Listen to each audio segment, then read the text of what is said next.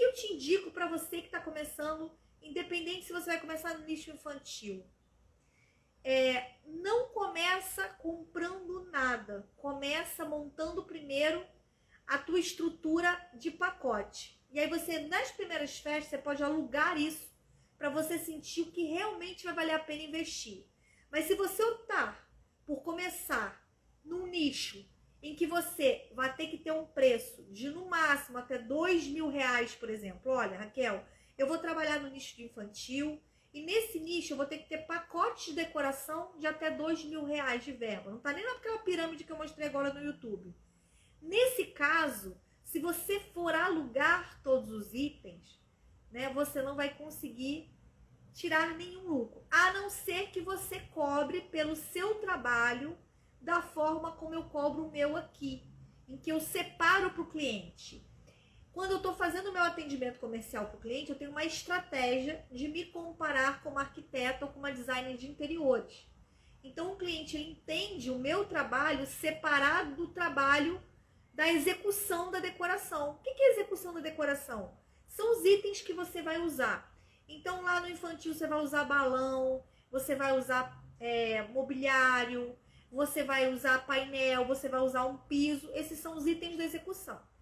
Se você conseguir fazer um modelo de prestação de serviço, onde os itens da execução são separados do teu trabalho, legal, você consegue garantir um valor fixo para você e com uma previsibilidade muito boa. Mas, no geral, o infantil não trabalha dessa forma. No geral, o mercado de infantil são pacotes em que as pessoas e que os decoradores fornecem o material, fornecem o cenário para o cliente. Então, nesse modelo, você vai ter que ter uma estrutura e um investimento inicial. Percebe que o planejamento, o nicho que você vai atender e o segmento de mercado para o qual você vai apontar vai definir qual é a sua estrutura para começar. Estamos todos na mesma página? Então, olha só, repetindo. O nicho que você vai escolher e a forma como você vai atender esse nicho vai definir a estrutura que você vai precisar investir para iniciar. Estamos todos na mesma página? Não importa o nicho que você vai atender. Em todos os nichos você consegue criar um diferencial e você consegue se destacar no seu mercado, tá? Essa coisa de, esse mercado não funciona, aqui tem guerra de preço. Não, isso é falta de estratégia mesmo. Então, você escolheu o teu nicho. Digamos que você vai trabalhar no nicho de casamentos, no nicho de evento social adulto, aniversários, 15 anos, bar mitzvah, bat mitzvah, bar mitzvah 13 anos de menino, bat mitzvah 12 anos de menina, o Sweet 16, né, que depois da pandemia ficou muito comum, que é o 16 anos para quem não comemorou os 15, festa, aniversário de 18 anos, aniversário de 40 anos e por aí vai. Casamento e bodas. Se você se posicionar dentro desse nicho, desse universo, você tem duas formas de trabalhar. Você pode trabalhar tendo o seu próprio acervo, montando os seus pacotes, etc e tal, ou você pode trabalhar com a dialética do projeto. E são segmentos de mercado diferentes. Então, quando eu mostro aquela pirâmide lá do cliente que tem até R$ 10.000 para investir em decoração, o que acontece? Aquele cliente que tem pouquinho dinheiro para investir em decoração, provavelmente ele vai fechar um pacotão com você. E aí você tem que ter um investimento inicial para atender esse segmento de mercado.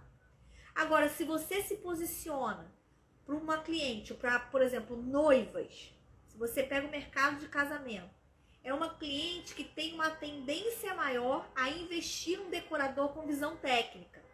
São clientes que estão dispostas a investir na execução da decoração e numa consultoria de alguém que forneça os fornecedores, que defina os fornecedores da decoração, que desenhe o layout, que desenhe um projeto, que alinhe com os outros fornecedores do evento.